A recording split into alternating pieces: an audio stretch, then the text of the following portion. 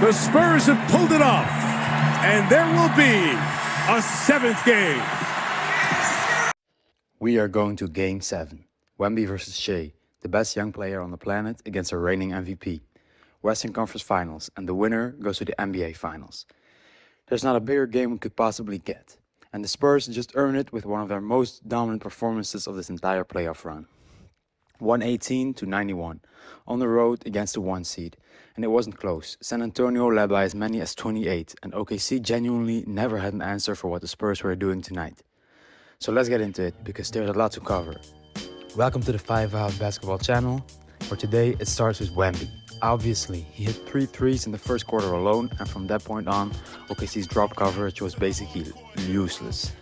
That scheme works fine against guards who want to live at the rim, but when you've got a 7'4" guy pulling up confidently from 27 feet, your game plan just doesn't work anymore. They either sag off and watch him shoot, or they close out too hard and open up driving lanes for everybody else.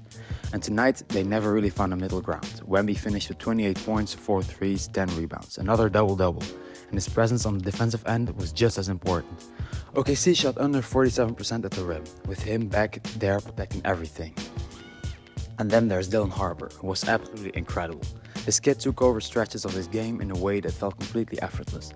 Right here, he just attacks the closeout, gets into the paint and finishes through contact. He finished with 18 points on 6 of 9 shooting, hit 2 of his 3 threes, and was a plus 19 on the night. But the number that really stands out to me is 4 assists, against just 1 turnover, because it shows he wasn't just scoring in isolation, he was making the right reads, keeping the offense moving, and doing it all at 20 years old in a playoff elimination game on the road.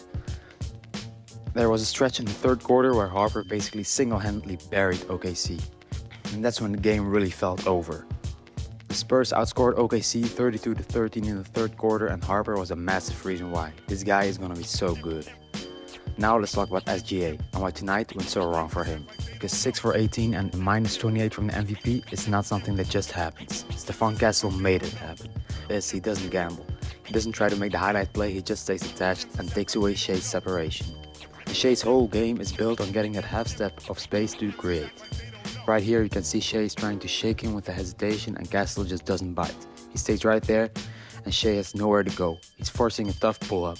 That's Castle's game, possession after possession, and by the fourth quarter Shea looked genuinely frustrated.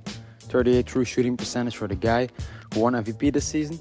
Castle is the best Shea stopper in the league, no doubts about that. De'Aaron Fox went 1 for 8, which looks terrible on the box score, but 7 assists and the way he controlled pace when OKC was trying to speed up the game kept things from getting messy and prevented Castle to finish with as many turnovers as he did in the games without Fox. He's clearly not fully himself physically right now, but the Spurs didn't need him to score tonight because everyone around him was shooting efficiently. Game 7 is a completely different ask though. OKC is going to hunt him on defense, put him in pick and roll situations, and whether a limited Fox can manage the pressure in a winner-take-all game is genuinely one of the biggest storylines heading into Sunday. And speaking of storylines, Jalen Williams. He was clear to play, but he was nowhere near close to 100%. You could see it in how he was moving out there, and the Spurs went straight at him every single time he stepped on the floor. Minus 18 in 10 minutes, San Antonio is going to do the exact same thing in Game 7. And if he's not fully healthy, the question is whether or not OKC can afford to have him out on the floor. Because a compromised Jalen Williams in Game 7 might actually hurt them more than help them. And the last thing I want to get into before Game 7 is Hartenstein. Because I think the way he operates out of the high post is genuinely the most interesting tactical piece for OKC going into Saturday.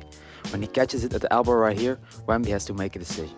Come out and contest a floater, or stay back and let him operate. And Hartenstein is a good enough passer that if Wemby commits to closing out, he's going to find the cutters. And he's going to make the right play. And with OKC's athleticism running downhill off those passes, you're looking at a lot of rim pressure that forces Wemby into rotations he'd rather not be making. It's the same concept the Celtics ran with Porzingis in their championship run. Porzingis had a better mid-range, but Hartenstein is probably the better passer, and the principle is identical. Pair that with Jared McCain, who has shown all series that he's not scared to attack Wemby all series, and OKC has a real path to winning Game 7, even without Jalen Williams. The numbers give OKC the edge at home, but San Antonio already won in that building. They just dropped 118 on them in an elimination game, Game 7, Wemby versus Shea, 1 game to go to the finals. If you enjoyed the video, please subscribe and let me know in the comments who do you think will win Game 7. Oh, and leave a like, it helps more than you think.